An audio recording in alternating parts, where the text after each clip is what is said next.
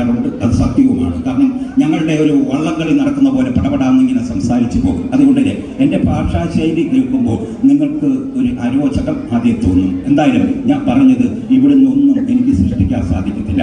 മാന്യമായ ഒരു ശമ്പളം ഞങ്ങൾ വരുമ്പോൾ ഈ സംഘാടകരെ ഇന്നത്തെ ഉത്സവത്തിൽ ഞങ്ങൾക്ക് തരുന്നുണ്ട്. 17 പേര് ഇവിടെ വരുമ്പോൾ ഞാൻ മാത്രമല്ല ജീവിച്ചു പോകുന്നത്, എന്നോടൊപ്പം വന്നിരിക്കുന്ന 16 പേർക്ക് തിരിച്ചു പോകുമ്പോൾ വാഹനത്തിലിരുന്ന് ശമ്പളം കൊടുക്കുന്നുണ്ട്. അപ്പോൾ ഈ ക്ഷേത്രം കൊണ്ട് ഒരാൾ മാത്രമല്ല ജീവിക്കുന്നത്, 16 അംഗങ്ങളെ ഇന്ന് ഒരു പിടി ആഹാരം തന്ന ഒരു ക്ഷേത്രം കൂടാണ് മാണിക്കോട് ശിവക്ഷേത്രം. അതുകൊണ്ട് തന്നെ നിങ്ങളെ പറ്റിച്ചുകൊണ്ട് ഒരു രൂപ പോലും ഇവിടുന്ന് ആവശ്യമില്ല. പ്രിയമുള്ളവരെ, ഞാൻ ആ സത്യസന്ധമായ കാര്യം പറഞ്ഞു. ഒന്നും എനിക്ക് ശൂന്യതയൊന്നും ഉണ്ടാക്കാൻ സാധിക്കത്തില്ല. പച്ചയായ ഒരു മനുഷ്യൻ മാത്രമാണ്. എൻ്റെ പ്രിയപ്പെട്ട സുഹൃത്തുക്കൾ ഒന്ന് ചിന്തിക്കുക. ഫ്ലവേഴ്സ് ചാനലിൽ സുരാജ് കഞ്ഞാറുകൾ എൻ്റെ സുഹൃത്താണ്.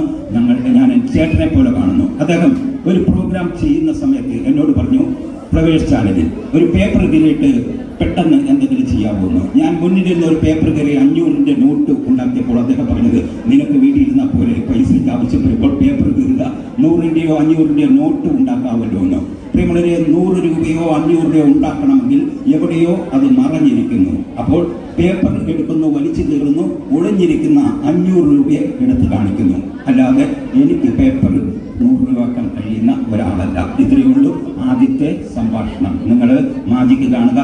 ഇവിടെ ഞാൻ ആരംഭിക്കുകയാണ്. എല്ലാ കാര്യങ്ങളും തുറന്നു പറഞ്ഞിട്ടുണ്ട്. നല്ല വ്യക്തിത്വമുള്ള കുറേ സംഘാടകർ ഇത്തവണയും നല്ല രീതിയിൽ ഞങ്ങളോട് സഹകരിച്ചിട്ടുണ്ട്. ജനങ്ങളാണെങ്കിൽ സംസ്കാരമുള്ള ആളുകളാണ്. അപ്പോൾ എൻ്റെ നാട്ടിൽ ചെന്നിട്ട് ഞാൻ പറയും, മാണിക്കോട് ശിവക്ഷേത്രം അവിടെ പോയി ആ സംസ്കാരം കാണണം. ഇത്രയധികം വലിയൊരു ഉത്സവം നടത്തുമ്പോൾ ഒരലമ്പോ കാര്യങ്ങളോ ഇല്ലാതെ ഇത്രയും വലിയ ആൾക്കൂട്ടത്തെയും ഇതുപോലുള്ള മേളകളും സംഘടിപ്പിച്ചുകൊണ്ട് മാന്യമായിട്ടൊരു ഉത്സവം നടത്തുന്ന വേദി എന്ന് എനിക്ക് തുറന്നു പറയാൻ ഇനിയും കഴിയണം. അതുകൊണ്ട് ഞാനൊന്ന് മാറി നിൽക്കുകയാണ്. എന്തിനാണെന്നറിയാവോ, ഞാൻ ഈ മൈക്കിൻ്റെ മുന്നിൽ ഇവിടെ നിന്നിട്ട് ആ ഗ്ലാസ് നിങ്ങൾക്ക് മറയുകയാണ്. ഈ സൈഡിൽ നിൽക്കുന്നവർക്ക് മാത്രമേ അത് കാണത്തുള്ളൂ. എല്ലാ പൊതുജനവും കാണാൻ വേണ്ടി ഈ മൈക്കുമായിട്ട് അങ്ങോട്ടൊന്ന് മാറി നിൽക്കുകയാണ്. ശ്രദ്ധിക്കുക. ഞാനിങ്ങനെ മാറി നിന്നു. ഇപ്പോൾ എന്നെ ശ്രദ്ധിക്കരുത്. മജീഷന്മാർ ഒരുപാട് സംസാരിക്കും, കൈകൾ ചലിപ്പിക്കും, അവൻ്റെ കോട്ട് ത്രസിക്കുന്നത്. അതുകൊണ്ട് നിങ്ങൾ ഇനി ചെയ്യേണ്ടത് നിശബ്ദമായി ആ അലമാരിക്കുള്ളിലേക്ക് മാത്രം ശ്രദ്ധിക്കുക. ഞാൻ റെഡി 1 2 3 പറയുമ്പോൾ എന്നെ ശ്രദ്ധിക്കരുത്. അലമാരിക്കുള്ളിലേക്ക് മാത്രം നിങ്ങൾ ശ്രദ്ധിക്കണം. അവിടെ മാജിക്ക് നടക്കാൻ പോവുകയാണ്. റെഡി 1